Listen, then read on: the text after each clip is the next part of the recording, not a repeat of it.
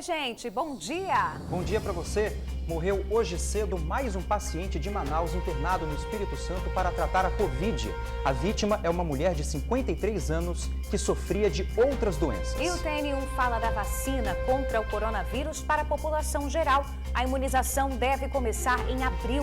Grupo armado invade casa e mata 2 homens no Morro do Quadro, em Vitória. Moradores foram intimidados pelos criminosos. Na Serra, teve toque de recolher. Até os ônibus do Transcol foram impedidos de circular no bairro Central Carapina. Quando a brincadeira vira caso de polícia, o motociclista resolveu dar uma voltinha, sabe como? Peladão, e foi intimado a prestar depoimento. Carnaval sem blocos de rua e sem entrada de ônibus de excursão em Guarapari.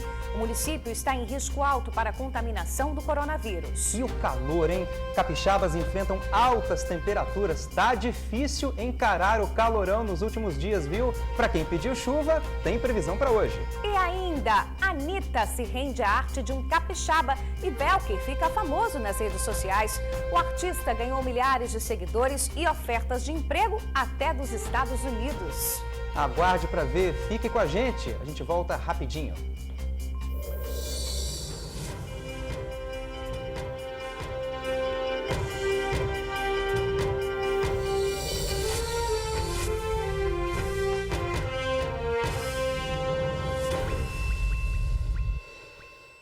Aulas na rede estadual de ensino confirmadas para a próxima quinta-feira. O secretário de Educação falou a respeito desse retorno agora há pouco. Assunto para o repórter Felipe Chicarino, agora 11h43. Bom dia para você, Felipe. Tá me ouvindo? Bom dia. Bom dia, Bruna. Bom dia, Luciano. Bom dia a todos que nos acompanham pelo TN1. Muito obrigado pela presença de todos vocês aqui nessa audiência. Pois é, ao meu lado, o secretário de Educação aqui do Espírito Santo, que pela manhã teve uma coletiva de imprensa que foi tratado aí vários assuntos, entre eles a volta às aulas, que acontece nesta quinta-feira, próxima, e também investimentos em educação. Secretário Vitor, muito obrigado pela sua presença aqui. Já quero começar perguntando para você o seguinte: aula na próxima quinta-feira, a aula vai ser híbrida, o retorno híbrido a princípio? Bom dia. Bom dia, obrigado pelo convite. Sim, a princípio sim, na rede estadual a gente vai voltar com um grupo em casa e um outro grupo presencialmente, e aí fazer o revezamento semanal, e é a isso que a gente atribui o nome de modelo híbrido. Claro que isso depende do número de alunos. Se tivermos um número menor, não há necessidade de, com um número baixo, ainda dividi-lo em 2 grupos, mantendo um em casa e outro presencial. Aí a escola está autorizada a suspender o revezamento. Mas a nossa expectativa é de ter um número significativo de alunos e para manter o distanciamento, que é o que no final das contas importa, né, que é o protocolo de segurança, aí sim nós vamos fazer esse revezamento e o modelo híbrido, o uso do modelo híbrido. Secretário, quem está em casa deve estar pensando assim: beleza, vai ser modelo híbrido, parte desses alunos vão estar em sala de aula e outra parte em casa. Essa galera que vai estar em casa vai conseguir estar conectada, acompanhando tudo, todo o processo? Depende da realidade de cada escola. Pode ser que o conectado que você está falando se refere à conexão mesmo, à internet, a um ambiente virtual de aprendizagem. Há escolas que vão fazer assim. Afinal, existem escolas que já têm isso muito mais avançado. Dependendo do perfil socioeconômico do seu público, dependendo da escola, do lugar onde ela se localiza, né? Eventualmente nós temos escolas em lugares em que não tem um sinal bom de internet. Mas se o seu conectado tiver associado à ideia de estar ligado ao que está acontecendo na escola, sim, isso vai acontecer com internet ou sem internet, porque assim como nós fizemos no ano passado, para todos os lugares onde os recursos com tecnologia não eram possíveis de a gente chegar, nós chegávamos com recursos sem o uso de tecnologia. Então, material impresso, atividades entregues aos alunos na escola, nas suas residências em alguns casos. Então, sempre o aluno está ligado à escola, mesmo quando está distante. Secretário, a gente tem também, norteando essa administração da pandemia pelo governo do estado, que são os mapas de risco, para poder mensurar se aquele município está com muito caso, está com muita morte, está com ocupação de UTI. E vai ser também esse mapa de risco que vai nortear, que vai balizar também esse trabalho da educação, ou seja, os municípios que têm risco alto, por exemplo, as aulas vão ser suspensas automaticamente. Como é que vai funcionar isso? Exatamente. Independente de tudo que a gente já falou até aqui, o mapa de risco sempre é a referência.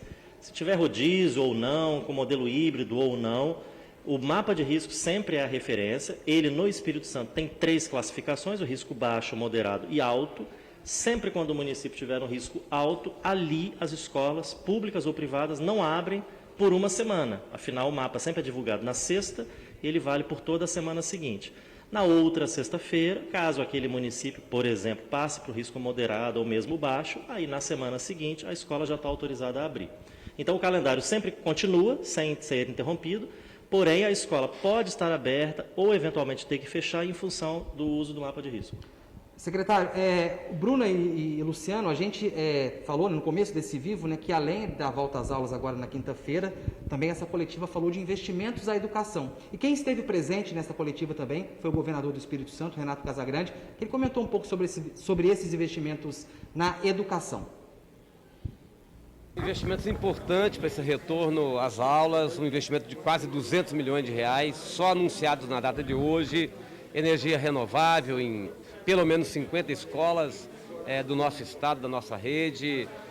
Também nós estamos aqui hoje anunciando a entrega de um computador, de um notebook para cada professor. Isso é histórico também, um investimento importante que incorpora tecnologia, que dá aos professores essa oportunidade de usar a tecnologia.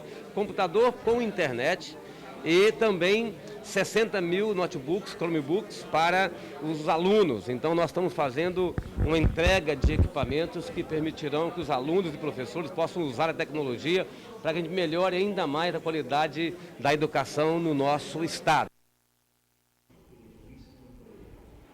Secretário, como é que vai funcionar esses investimentos? Por exemplo, a compra de material para os professores que já são professores de carreira. Como que vai funcionar isso? De onde vem o dinheiro e quais são as vantagens, né, de se ter esses profissionais com esse equipamento, estando bem preparados para poder preparar o material, para poder dar aula da melhor forma possível? É recurso do orçamento da educação, a gente tem o Fundeb, tem o MDE, são recursos, como a gente chama, carimbados para a educação. Existem recursos vinculados na área da educação, na saúde também. Então a gente tem um recurso garantido e neste ano estamos direcionando parte desses recursos para um investimento super importante, sempre importante, mas ainda mais nesse contexto de pandemia. Então é uma evolução do programa escolar que a gente implementou no ano passado como resposta à pandemia, avançando agora para a compra de equipamentos, para a oferta de mais acesso à internet, no sentido de agregar tecnologia a essa ação pedagógica do programa escolar. Então são recursos da educação para compra de computadores, tanto para efetivos quanto para profissionais em designação temporária. No caso dos efetivos, eles receberão um recurso em conta corrente e eles comprarão o equipamento que melhor atendê-los. Pode ser um notebook, um tablet ou um smartphone. No caso dos profissionais contratados, aí é um equipamento já que nós vamos comprar, um notebook, será entregue em regime de comodato. Aí quando o contrato deles encerrar, eles devolvem para a secretaria. Secretário, muito obrigado pelas informações e um ótimo trabalho aí à frente à Secretaria de Educação, tão importante nesse momento de pandemia. Obrigado, boa tarde a todos. É isso aí então, Bruna e Luciano, eu devolvo para vocês, só lembrando então que as aulas no Sistema Estadual de Educação, nas escolas estaduais, elas voltam nesta quinta-feira, dia 4, no sistema híbrido. Parte dos alunos dentro de sala de aula, respeitando, claro, os protocolos de segurança, distanciamento, máscara e álcool em gel, e do outro lado, essa galera que vai estar acompanhando de forma remota. É isso aí então, Bruna, Luciano, eu devolvo para vocês. Um ótimo dia a todos. Valeu, meu amigo, isso aí. Obrigado, meu amigo, obrigado, secretário, também pelas informações, né? Então tem que se preparar, porque as aulas estão voltando, né, da melhor forma possível, né, dentro do que dá para fazer. É isso aí, né? A gente aproveita então para atualizar os números da Covid-19 aqui no estado, viu? Nas últimas 24 horas, 30 pessoas perderam a vida para a doença, 1.200 novos casos foram registrados. O painel já está aparecendo aqui, vamos acompanhar os números. A gente tem 295.359 casos confirmados desde o início da pandemia, 277.548 pacientes conseguiram se recuperar até agora e o estado já registra aí 5.888 óbitos. O painel também mostra para a gente a situação das vacinas aqui no estado. Roda aí. Até o momento são 54.568 pessoas vacinadas. Das 153.020 doses recebidas, 93.962 foram distribuídas. Pois é, e deve começar em abril, gente, a vacinação geral da população aqui no Espírito Santo contra o coronavírus. Antes disso, os idosos serão imunizados. Essa semana chegaram novos lotes de vacinas do Instituto Butantan, que serão aplicadas em pessoas a partir dos 90 anos de idade. É a notícia mais esperada do momento e, se tudo acontecer como previsto, a vacinação para a população em geral, é isso mesmo, para todo mundo, pode acontecer já a partir de abril aqui no estado. A vacinação aberta e ampla nas unidades de saúde do nosso estado, para a população que não é a população idosa, ela deve ocorrer somente no final de março, possivelmente no mês de abril. Ao longo do mês de fevereiro, do mês de março, deve ocorrer a vacinação da população idosa. Passaríamos a vacinar sem mais de 80, mais de 70, mais de 60, e a partir desses outros grupos de idosos, a vacinação deve então ser aberta nas unidades de saúde. Essa semana a previsão é que mais doses da Coronavac do Instituto Butantan cheguem ao Espírito Santo. Esperamos que entre quarta e quinta-feira um novo lote chegue ao estado do Espírito Santo e o nosso governo já tomou a decisão de iniciar a vacinação das pessoas com mais de 90 anos com o próximo lote que chegar. Enquanto muitos estão ansiosos para a imunização, há profissionais da saúde que estão se recusando a tomar a vacina. Por conta disso, a Secretaria de Saúde publicou uma portaria que vai impedir o profissional da área que se negar a tomar a vacina a circular pelos hospitais. A medida prevê sanções também, como corte de ponto e até a suspensão de contrato. Como consequência, se ele não vier para o trabalho, ele poderá sofrer o corte de ponto, e isso for de maneira sistemática e por um período que a lei prevê, poderá ocorrer um processo administrativo e a punição decorrente do processo administrativo, que vai variar dependendo da situação de cada um. Para este mês de fevereiro, a CESA prevê diminuição do número de novos casos e também de mortes, mas já trabalha com aumento no próximo mês. É porque entre março e junho, esse é o período em que os casos de doenças respiratórias são mais comuns aqui no estado. O estado do Espírito Santo vive uma estabilização com tendência de queda do número de casos, de internações e de óbitos. Podemos viver ao longo do mês de fevereiro uma consolidação dessa tendência de queda. No entanto, essa tendência pode ser interrompida ao final do mês de fevereiro ou na primeira quinzena de março, caso ocorra e se repita no ano 2021 o comportamento de sazonalidade das doenças respiratórias agudas graves, que todos os anos ocorrem entre as semanas epidemiológicas 8 e 10, e coincidem então com este período do final de fevereiro e início de março. O estado já vai se preparar para esse período. Vai ampliar ainda este mês a quantidade de leitos de UTI para tratar pacientes com a Covid-19. Nós temos previsto para este mês de fevereiro ampliar 105 leitos novos de UTIs para a Covid-19, sendo 45 leitos na rede pública e 60 leitos na rede filantrópica e privada do nosso estado, de maneira que poderemos então chegar a mais de 770 leitos de UTIs disponíveis para atender pessoas atingidas pela Covid-19. Ainda sobre a vacinação, a China liberou insumos para a produção de mais 8 milhões e 700 mil doses da Coronavac. Elas começarão a ser distribuídas entre 25 de fevereiro e a primeira quinzena de março. A expectativa é liberar até 600 mil vacinas por dia no final desse mês. E o repórter Vitor Zucolotti conversa ao vivo com o subsecretário de Saúde do Estado, Luiz Carlos Reblin. A gente vai agora atualizar a situação da vacina, né, Vitor? Fala pra gente. Bom dia para vocês. Ei, Luciano, bom dia para você, bom dia, Bruna, a todos que acompanham o TN1. Eu estou aqui ao lado do subsecretário Luiz Carlos Reblin. Secretário, mais uma vez, obrigado por nos atender. Bom, eu já quero saber sobre a vacina, né? Você viu aí o VT falando sobre a situação da vacina. Essa semana já deve chegar novas doses da Coronavac, mais imunizante. Queria saber do senhor, assim que chegar, quando vai chegar e quem é que vai receber essa vacina que está chegando agora essa semana? Obrigado pela oportunidade. Nós temos uma grande expectativa de mais vacinas. Gostaríamos de ter todas as doses já disponíveis para vacinar a população inteira, mas infelizmente não temos. o governo federal não tomou as medidas a tempo para que nós hoje pudéssemos ter uma situação mais tranquila. Então, dependemos dessas doses, dessas remessas que nos são feitas e vamos receber agora a 4ª remessa. A expectativa nossa, as primeiras notícias, é de que essa vacina deve chegar até quinta-feira desta semana. Quando chegar, nós vamos receber, registrar, distribuir para as regionais do Estado e os municípios, então, retiram das regionais as suas doses correspondentes, que já vem calculada pelo próprio Ministério da Saúde. E a previsão para estas doses que estão chegando é da população acima de 90 anos e a continuidade da vacinação dos trabalhadores em saúde. Pois é, o senhor falou dessa questão dos trabalhadores de saúde, a gente viu até na matéria sobre a portaria que foi divulgada, foi publicada ontem já dessa situação. Eu queria que o senhor explicasse para a gente por que só vai trabalhar nos hospitais aqui do Estado quem tomar a vacina. O governo, né, vai cobrar agora a comprovação da imunização desses profissionais que atuam em hospitais públicos e de competência aqui do Estado, né, que já tiverem essa vacina disponível, não é isso? É isso, nós já temos regras muito parecidas em vigor hoje. A pessoa que vai viajar para alguns países, está lá estabelecido, por exemplo, a vacina da febre amarela. Não viaja se não tiver com a vacina em dia. Matricular na escola, precisa levar o cartão da criança comprovando a vacinação em dia.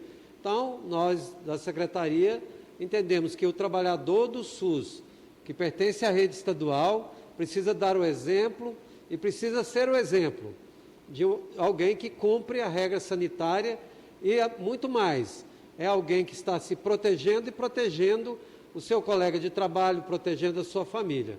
Por isso, esta regra vale para o profissional de saúde da Secretaria Estadual de Saúde. Inclusive, aqueles que prestam serviços como terceiros, vigilância, higienização, também se exigirá dessas empresas que aqueles profissionais que atuam nessas empresas na Secretaria Estadual de Saúde também precisam estar vacinados. Pois é, no estúdio, Bruna, Luciano, vocês têm pergunta aí? Temos sim, Vitor. Depois dos profissionais de saúde e dos idosos a partir de 90 anos, quem são os próximos da fila? Quem vem?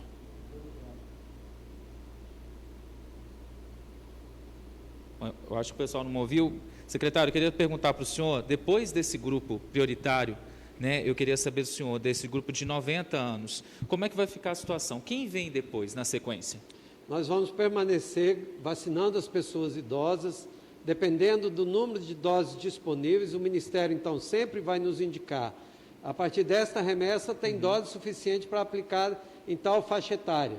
Programamos aqui junto com os municípios e seguimos nessa faixa etária até chegar na população de 60 anos, né, em diante, e depois iniciar a vacinação nos demais grupos da população. Pois é, depois de outras pessoas, eu queria que o senhor explicasse para a gente como é que vai ficar a situação. Parece que em abril a vacina ela pode ser liberada para todo mundo, é isso mesmo? Então, dependendo da capacidade de produção que o país terá no Butantan, na Fiocruz e da importação de doses de vacinas, é bem possível que em abril a vacinação para os demais grupos já esteja funcionando ativamente nas próprias unidades de saúde.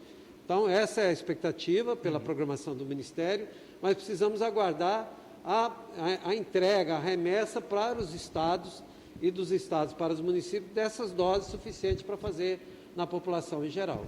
Secretário, a gente agora encerra essa questão da vacinação, né? A expectativa abriu então, mas eu queria falar um pouquinho sobre a situação de Manaus. A gente recebeu pacientes lá do Amazonas que estão internados no Hospital Jaime Santos Neves e, infelizmente, agora a gente teve uma atualização, 3 já morreram por conta de complicações da Covid-19. Teve a confirmação agora, terça-feira, às 5h30 da manhã, né, de uma mulher de 53 anos, estava internada já há 11 dias. Ontem à tarde também, um homem de 48 anos que estava aqui também no Hospital Jaime Santos Neves, não resistiu, né, por conta das comorbidades. E na sexta-feira a gente também teve a situação de uma mulher de 47 anos, nova, mas também que estava com muitos problemas, tinha doenças já pré-existentes, que eles não resistiram, né, a essa situação. Hoje, quantos pacientes estão internados, quanto estão em UTIs aqui no estado? Então, a gente, primeiro, né, o Espírito Santo se coloca à disposição e compreende a necessidade de continuar apoiando, especialmente os estados agora da região norte, que passam por uma dificuldade extrema na atenção aos seus pacientes. Recebemos, né, os pacientes do Amazonas, alguns deles foram para a UTI no mesmo momento, depois foram sendo reavaliados e passaram a ser remanejados para a enfermaria. Nesse momento, infelizmente, ocorre o terceiro óbito, né, de alguém que vem de Manaus, e nós já temos 8 pacientes em condição de alta, que estão em enfermaria, outros estão em enfermaria ainda não em condição de alta e alguns em UTI. Precisa de uma confirmação, de uma repetição de exames para que a gente os libere. A gente tem uma grande expectativa de que em pouco tempo a gente já comece a ter alta dos pacientes lá de Manaus. Pois é, a gente fala dessa questão da cepa, né, que é uma cepa que a questão de propagação, né, é maior. Como é que está sendo feita a situação de funcionários que estão ligados a esses pacientes? Vão ser testados? Já se encontrou essa nova cepa aqui no estado? Então, o Espírito Santo, assim como os demais estados do Brasil, nós temos as chamadas unidades sentinelas. Então, durante o ano todo, independente da Covid ou não, nós coletamos material da população capixaba e enviamos para a referência nacional, que é a Fiocruz. Ela analisa esse material e verifica qual é o vírus que está circulando entre nós. Então, desde o começo da pandemia, já antes dela, nós mandávamos esse material. Até hoje não foi encontrada nenhuma variante aqui no Espírito Santo de importância da saúde pública, como tem essas variantes que estão, especialmente essa chamada de Manaus, que está em circulação. Do grupo de pacientes de Manaus, nós testamos, tiramos material, coletamos material de todos que chegaram, repetidas vezes, e de todos os profissionais que atenderam a essas pessoas. É um protocolo internacional, nós seguimos à risca esse protocolo, coletamos repetidamente de todos os profissionais e estamos aguardando o resultado agora da Fiocruz. Até o momento, a Fiocruz não nos informou, nesse tempo todo da pandemia, de nenhuma variante de importância de saúde pública para o Espírito Santo. Bom, secretário, obrigado. Subsecretário, obrigado pela atenção, pelas informações que o senhor compartilhou com a gente. É isso, Bruna, Luciano, são essas as informações sobre vacina, também sobre a situação dos pacientes de Manaus que estão internados aqui no Jaime Santos Neves, na Serra. Eu volto com vocês dois aí no estúdio. Obrigada, Vitor. Agradeço também ao subsecretário. A gente segue aí acompanhando a chegada dessas novas doses aqui no estado. Vamos falar de polícia agora, né? Cerca de 20 bandidos armados invadiram uma casa e mataram 2 homens no Morro do Quadro, em Vitória. O crime aconteceu essa madrugada, gente. Uma das vítimas foi identificada. Seria o chefe do tráfico de drogas da região. Era por volta de 4h20 da madrugada, quando esta casa foi invadida e 2 pessoas foram executadas com diversos disparos. A casa fica na região conhecida como Chapada, no Morro do Quadro, em Vitória. De acordo com informações da polícia, 20 homens chegaram aqui nessa rua já gritando para o morador não sair de dentro de casa. Aquelas pessoas que já tinham saído, que estavam indo trabalhar, tiveram que voltar. Esses homens, então, chegaram aqui na lateral dessa casa, escalaram aqui esse local, pularam ali por uma laje e entraram nessa residência, onde acabaram executando as 2 vítimas que estavam dormindo na hora. Um morador que chegou a colocar o rosto na janela para saber o que estava acontecendo, teve tiros disparados contra a residência. Com todos os moradores agora acuados por homens fortemente armados, os assassinos puderam agir com tranquilidade. Eles sabiam exatamente por onde passar para chegar até a casa, que é alta. No local do crime foram encontradas cápsulas de espingarda calibre 12, pistola e fuzil calibre 5,56. Uma das vítimas teria sido atingida por vários disparos. No corpo dela, a perícia contou mais de 30 perfurações. Na sala, sentado no sofá, estava o dono da casa, Harrison Rafael Alves Brown, de 25 anos de idade. Ele foi surpreendido e nem teve chance de reagir. Harrison era considerado gerente do tráfico do Morro do Quadro. No local, ainda era para estar a namorada dele. Ela está grávida de 5 meses, mas por não se sentir bem, foi dormir na casa da mãe. Já a outra vítima, que morreu na copa, ainda não foi identificada pela polícia. O armamento pesado usado neste ataque fez vários buracos na parede, onde a vítima não identificada estava. Harrison já tinha sido condenado por tráfico e por porte ilegal de armas. Ele esteve na cadeia entre os anos de 2013 e 2019. O motivo do ataque teria sido uma retaliação dos traficantes do bairro da Penha. Eles dominavam essa área conhecida como Chapada. Foram expulsos há cerca de uma semana por traficantes daqui que se aliaram aos traficantes do Morro do Alagoano. A revanche, segundo testemunhas, já era esperada. Quanta violência, né, gente? Quem vai trazer mais detalhes desse duplo assassinato e de outros crimes que aconteceram na Grande Vitória é a repórter Suzy Faria, já está aqui posicionada. Boa tarde para você, Suzy. Boa tarde, Bruna. Boa tarde, Luciano e amigos aí do TN.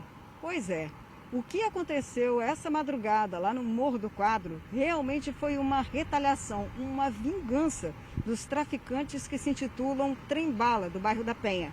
De acordo com informações que a gente consegue saber, longe das câmeras, longe também do microfone, é que durante a semana passada, traficantes que estavam ali do bairro da Penha foram colocados para fora daquele local só com a roupa do corpo.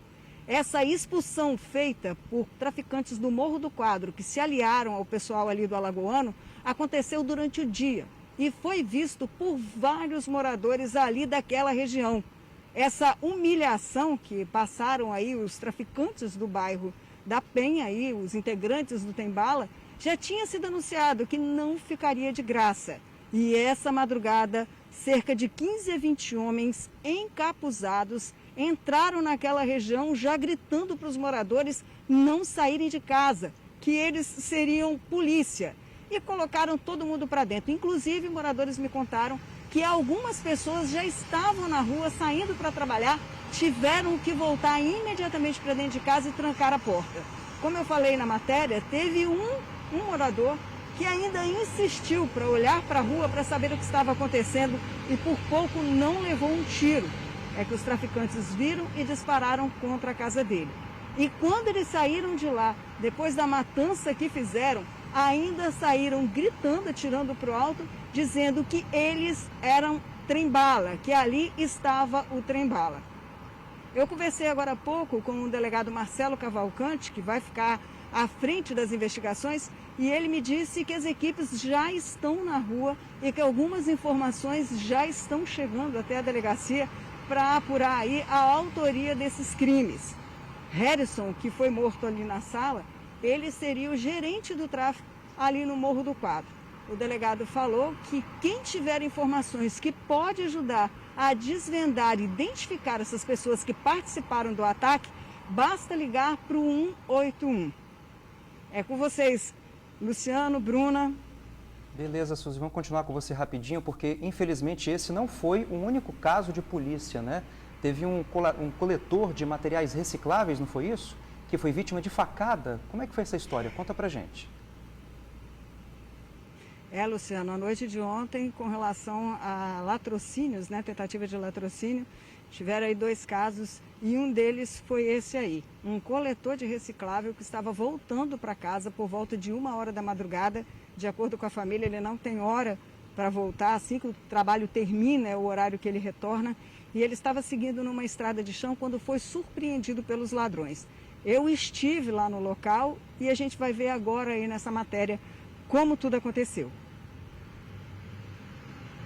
O crime aconteceu na estrada que dá acesso ao bairro Pedro Fontes, em Cariacica. Era por volta de 1h30 da madrugada, quando um coletor de reciclável voltava do trabalho.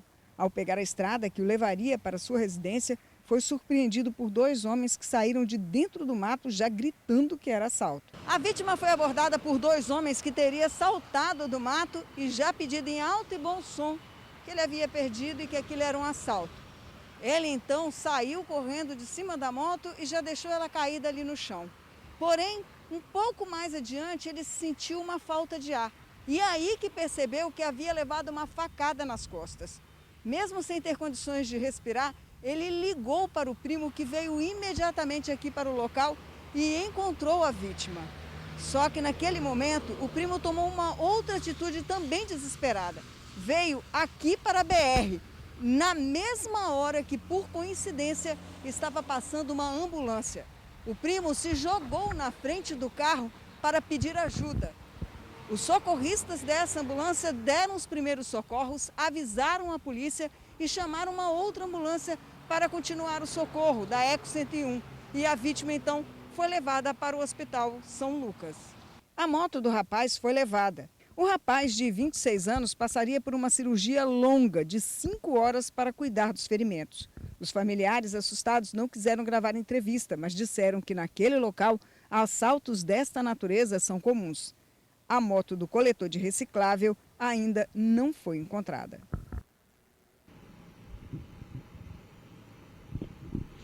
Nós tentamos falar com a família, o Luciano e Bruna, mas eles estavam bem assim, chocados com tudo que aconteceu e não quiseram falar muito, até porque na família do coletor, tem muitas pessoas com pressão alta, diabetes, poderiam receber essa notícia de uma forma inadequada, passar mal. Então a gente evitou até ir à casa das famílias, comentar, mas eles chegaram a falar por telefone para a gente, dizer que ele estava passando bem, que ficou aí por conta dessa facada que ele recebeu nas costas. Ele estava com muita dificuldade de respirar, mas o socorro veio a tempo nessa ambulância que passou aí, nessa coincidência, né?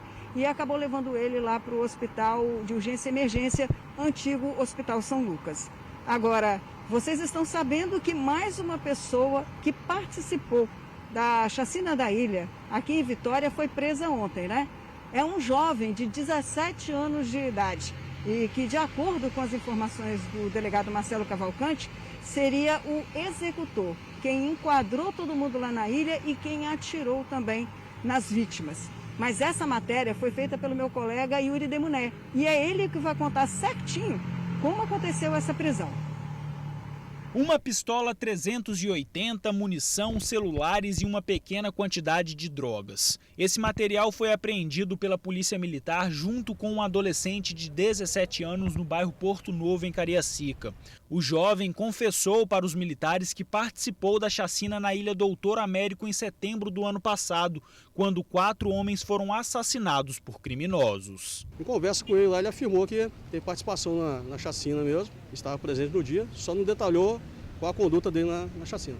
Para a polícia, o suspeito contou que estava sendo ameaçado na época da chacina. Falou que esteve lá no local e foi ameaçado pelos 4 que foram mortos. E retornou lá e cometeram o homicídio. Ele mais os comparsas dele. O adolescente foi apreendido no fim da tarde desta segunda-feira, depois de tentar fugir ao ver a viatura da Polícia Militar. Ele estava em um beco e correu para dentro de uma casa abandonada. Os militares cercaram a residência e pegaram o suspeito, tentando sair pelos fundos. De acordo com a polícia, o rapaz já era conhecido dos militares. Ele fazia parte do tráfico de drogas do bairro Porto Novo, em Cariacica. Esse adolescente é um dos autores executores, inclusive responsável por efetuar disparos na vítima. Trata-se de uma prisão importante, pois coloca atrás das grades um adolescente inconsequente que cometeu esse bárbaro crime. Até agora, a polícia já prendeu 4 participantes do crime. Em novembro, foram presos Felipe Domingos Lopes, o Boizão, de 22 anos, Adriano Emanuel de Oliveira Tavares, o Balinha, também de 22, e o Eric Santana dos Santos da Silva, o Mamão. Outros 2 suspeitos continuam foragidos.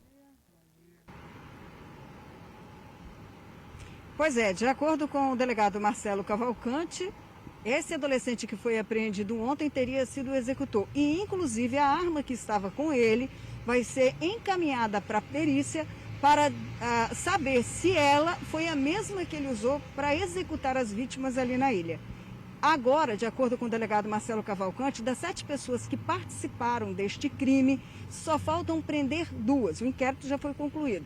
Mas falta prender um adolescente de 17 anos e um outro adulto, que seria o Vitor Bertolini Fernandes, conhecido como Vitinho.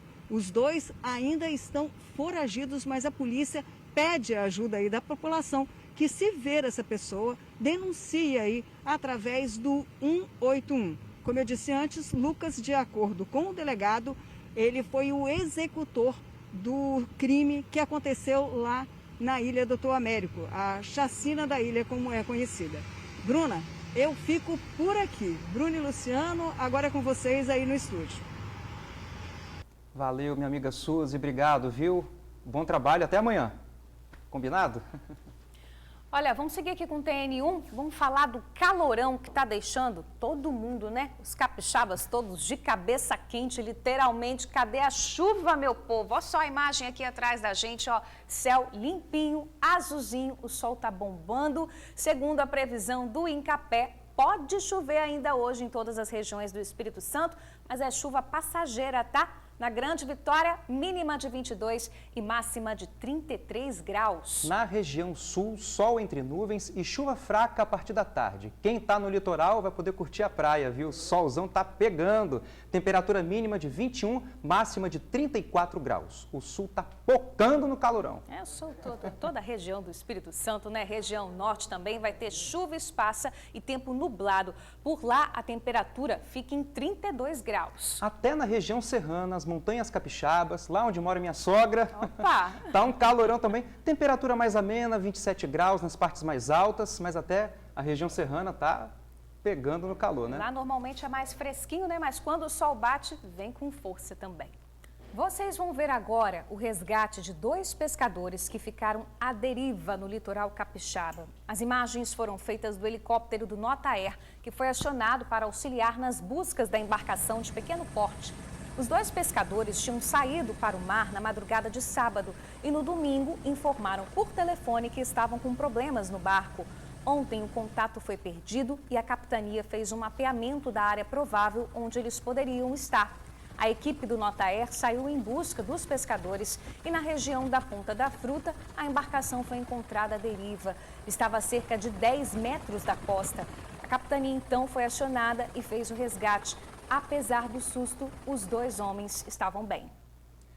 Você vai ver a seguir, bandidos roubam carro e ainda atiram contra o dono do veículo. Criminosos decretam toque de recolher em bairro da Serra. O comércio fechou as portas e os ônibus foram impedidos de circular. E ainda, peladão em 2 rodas. Motoboy é chamado para prestar esclarecimentos na delegacia depois de fazer vídeo nu pilotando uma moto. A gente volta rapidinho. Assaltantes renderam uma mulher e levaram o carro do amigo dela em Cariacica. Na fuga, eles foram surpreendidos pelo proprietário do veículo, que passou a persegui-los, mas o homem acabou baleado nas costas. A mulher de 27 anos conta que viveu momentos de terror. Ela estava na casa de um amigo quando foi alvo de criminosos. A vítima foi até este carro prata que estava estacionado na porta da residência para desligar o alarme quando 2 bandidos chegaram e anunciaram um assalto. Ela teve a arma apontada para a cabeça. Na hora que eu liguei o carro para desarmar, o cara já encostou com a moto e botou a pistola no meu rosto. Então eu não entendi nada. Nisso que ele colocou a pistola no meu rosto, ele achou assim, ele falou assim, eu não tô brincando. Ele tirou o pente da arma, mostrou que era bala de verdade, ainda voltou com a arma no meu rosto e colocou o pente de volta. O roubo aconteceu no bairro Colina, em Cariacica. O assalto aconteceu no início da noite desta segunda-feira. O amigo da mulher e dono do carro que chegava em casa viu o bandido saindo da rua e reconheceu o próprio veículo. Ele resolveu seguir os criminosos e acabou sendo baleado. O homem de 48 anos estava nesta moto quando levou um tiro no ombro. Meu amigo dono do carro estava vindo de moto, se deparou de frente com eles, em fuga. Aí foi atrás seguindo eles. Eles perceberam que ele estava seguindo eles, deu um tiro nele, acertou no ombro dele. Mesmo baleado, o homem pilotou até uma delegacia e pediu ajuda. Ele foi socorrido para o Hospital Antônio Bezerra de Faria, em Vila Velha. A polícia rastreou o carro que foi recuperado no bairro Mucuri. Os 2 criminosos que ainda estavam com o veículo foram presos e levados para a Delegacia Regional de Cariacica. Os 2 suspeitos de 18 anos foram autuados em flagrante por roubo qualificado e tentativa de latrocínio. Eles foram encaminhados para o centro de triagem de Viana. Mais uma noite de terror para moradores da capital. Rajadas de tiros assustaram quem mora na região de Mangue Seco. Ouve aí.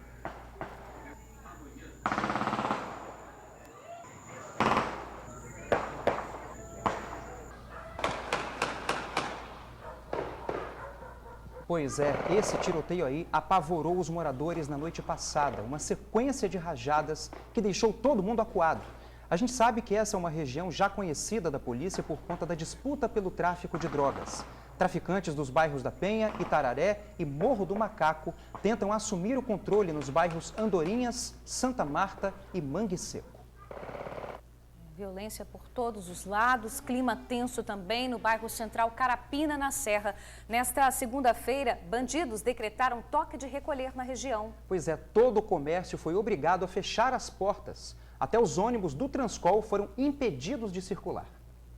O clima continuou tenso durante a segunda-feira no bairro Central Carapina, na Serra. Comerciantes receberam ordem para fechar as portas no início da tarde. Supermercado, farmácias, lojas e estabelecimentos, nada funcionou. O toque de recolher foi dado por traficantes da região e se estendeu durante a noite. Os ônibus do Transcol também foram impedidos de descer no bairro. A Guarda Municipal da Serra foi acionada por moradores. Os motoristas passaram a retornar aqui da entrada do bairro e não descer mais, haja visto que indivíduos armados entraram no coletivo, fazendo ameaças, dizendo que ia atacar fogo e etc. Isso foi por volta aí no início da tarde. Então, desde no iniciozinho da tarde, nós ocupamos o bairro está com o policiamento reforçado, repito, a guarda está aqui, o cidadão de bem pode contar com a guarda. Os agentes fizeram a saturação da região e posicionaram viaturas na praça principal. Os coletivos passaram a entrar e sair de Central Carapina escoltados por uma viatura. Nós estamos efetuando a escolta dos ônibus, os ônibus estão descendo acompanhados aqui. O reforço policial está sendo mantido dentro de Central Carapina. Suspeitos também foram abordados na entrada e nas ruas do bairro, mas mesmo com a presença e o trabalho da guarda, os comerciantes continuaram com as portas fechadas. A situação começou a ficar tensa aqui em Central Carapina ainda na noite de domingo, quando um adolescente foi morto a tiros. Outras 2 mulheres e um homem também foram baleados. A vítima fatal foi o Wallace Souza de Jesus, de 16 anos. Ele tinha acabado de sair da igreja com a esposa quando foi assassinado. Eles estavam fortemente armados, dando muito tiro, tinha muita população, moradores na rua. Eles não quis saber, entendeu? E acabou matando um jovem inocente. Testemunhas contaram que os criminosos dispararam mais de 50 vezes. Quando ele foi, aí só escutei os tiros, mas ele era trabalhador, era inocente, não devia nada a ninguém. Depois de uma segunda-feira de tensão com moradores assustados, o desejo da maioria por aqui é de paz e normalidade. Todo coletivo que desce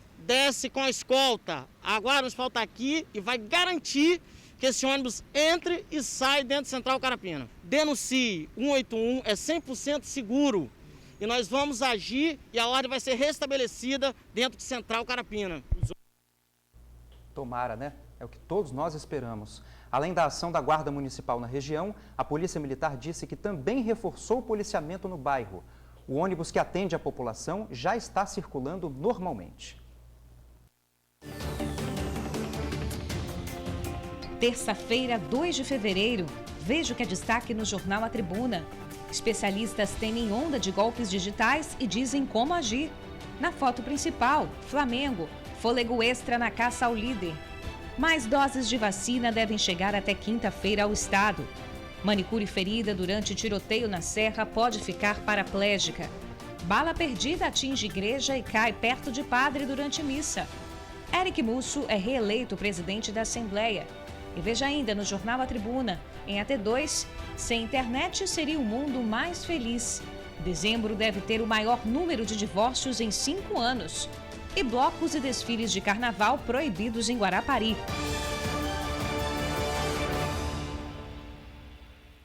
Olha essa história, gente. O que era para ser uma brincadeira virou um caso de polícia. Um jovem decidiu passear de moto do jeitinho que ele veio ao mundo, completamente nu. Mas agora ele vai ter que se explicar para o delegado. O vídeo foi gravado no último sábado no município de Baixo Guandu, noroeste do estado. Quem aparece aí nessas imagens, peladão, é o motoboy Vinícius de Paula, de 27 anos.